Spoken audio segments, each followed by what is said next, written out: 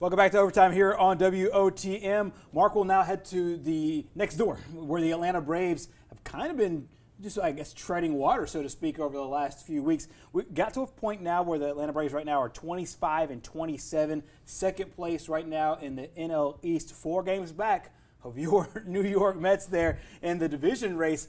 And it's been a really interesting ride here with the Braves because we've seen some ups and we've seen some downs. It doesn't seem like we can find pure consistency. We see it over these very short stretches, a week, 2 weeks, but we haven't seen it over a very long period of time here. And I feel like because the division, though, has kind of mirrored their results, there hasn't been that much of a separation. So even when they have been kind of faulting themselves a little bit, it hasn't been that bad.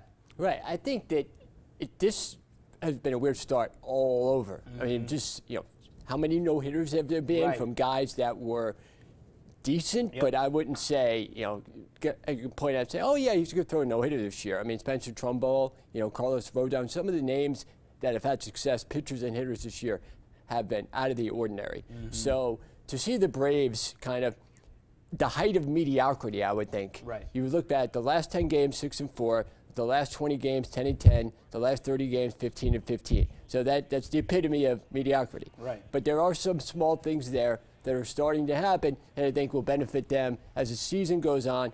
One of them is starting pitching. Their starters are going a little bit longer now. They lead the majors in quality starts since the beginning of May. They have about 16 of them.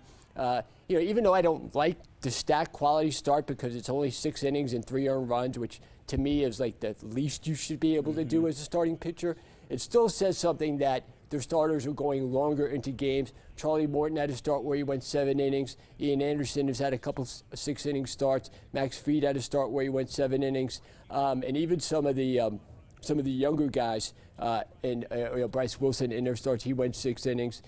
Tucker Davison against the Mets, he went 6 innings. So these guys are starting to consistently put at least 6 innings out, which is going to really help the bullpen as the season goes along. And offensively, you saw them put up ridiculous numbers against the Pirates. They kind of come back to the fray against the Mets. And that's what would concern me more, was the lack of concern, I guess, that they had going into that game. Maybe they thought the Mets were just going to be, you show up and beat them, which they probably could have. But to lose like 13-2, and there was really very little effort there. Ian Anderson got roughed up, a guy that had dominated the National League his previous 5 starts. So if I was a Brave fan, I would have been really annoyed at that performance against a really depleted Met team.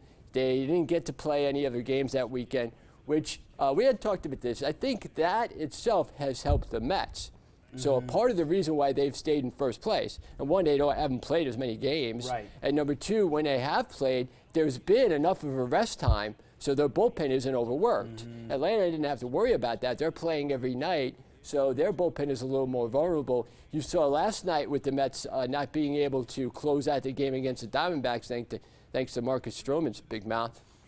You have some trouble that when they get into trouble, they're just as susceptible to blowing games. They were twice 1 strike away from winning that game. Losing that game, I thought, would have hangover effects. It didn't really see it today because the Mets were able to win again today. But I think games like that, as we move along and the Mets start to try and get back some of their regulars, because they are just absolutely depleted. If the Mets lose games like that, they might fall off the cliff to where they won't be able to recover. Because that'll be so deflating for them. Where Atlanta doesn't really have to worry about that. Atlanta can kind of just concentrate on what they need to. Outside of Ozuna, a situation we don't know about yet, and who's going to replace him, whether it's Drew Waters or whether they make a trade. The Braves have an assortment of riches that they can go to, whether in a trade or whether just going into the minor league system. So as all these things come around, I think that Atlanta will be fine.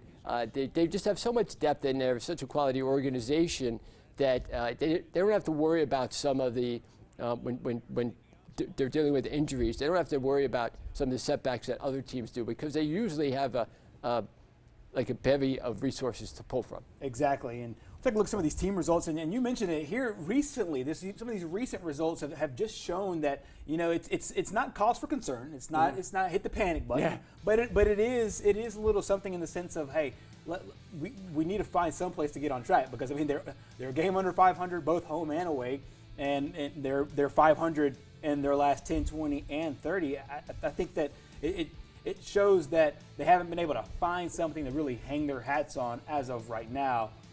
Even though, like you said, the kind of the game within the game, they're really playing well. But meanwhile, let's take a look at their last 30 games and kind of the game within the game that we're talking about here. And one of the things that you were able to break down is basically their runs per game, what they're giving up, what they're being able to hit. And it looks like they're, for the most part, taking advantage of the times that they are able to get some good quality hits and get some people back there on the plate. Yeah, but I mean, this is like I think Kramer said it's a Seinfeld. You're even Steven. Right. That's kind of what this is. You know, look at how close these numbers are. If you would break them down to their overall numbers, there's only like a 6-run differential, a 6-hit differential over a 30-game span. So they are doing things equally, pitching and hitting, which you don't really know what that means yet. Right. But at least they're not losing, and they're treading water here as they're trying to figure out where they're going to need to go toward the trade deadline, if they're going to need to continue to bring up guys from their minor league system or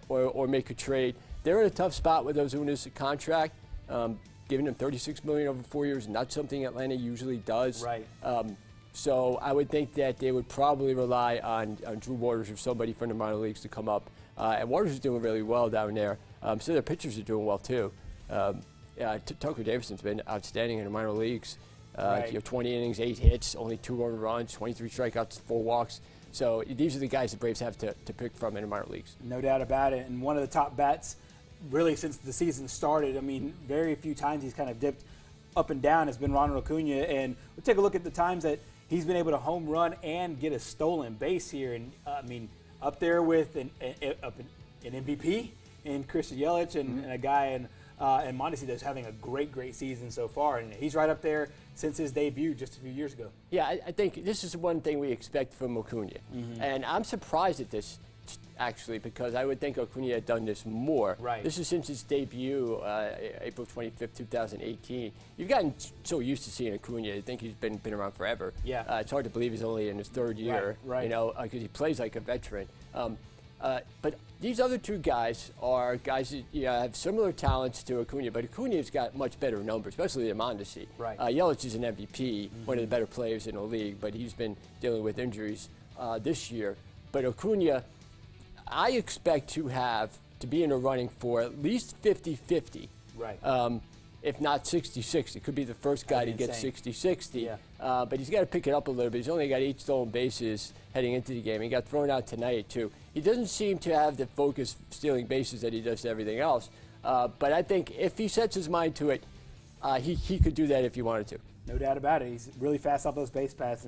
And also, another thing that he does really well is something that you introduced here, and you kind of taught me something. So teach the people something about the barrels here. And one of the things I think that kind of has changed baseball is the fact that we've gotten to a point now where analytics have kind of taken over, and we've gotten to a pretty good spot here where you're able to kind of see it in real time in different statistical categories. Yeah, I think that you can get crazy with these things.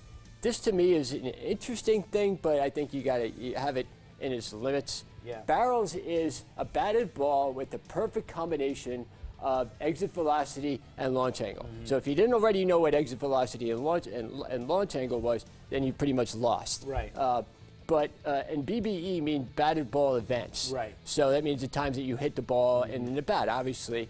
Acuna's got 138 of them, and he has the highest percentage batted ball events per plate appearances, which is like 20.3%. So that means that in 20% of his at-bats, he's hitting the ball the best way you could hit it, I guess, and that's the highest in the major league. So when and it's a lot of these guys on this list, these are all young guys. Exactly. So they're really buying into this analytic stuff. Right, and then when you can grace a list with Ohtani and Aaron Judge and Vladdy Jr. Rafael Devers too, man. What a young talent he is. Exactly. I mean, he's obviously Acuna's obviously putting together what it seems to be the start to another great season early on. I know we're only a couple of months and a couple of days into the month of June here, but he's obviously putting together a really strong season so far here.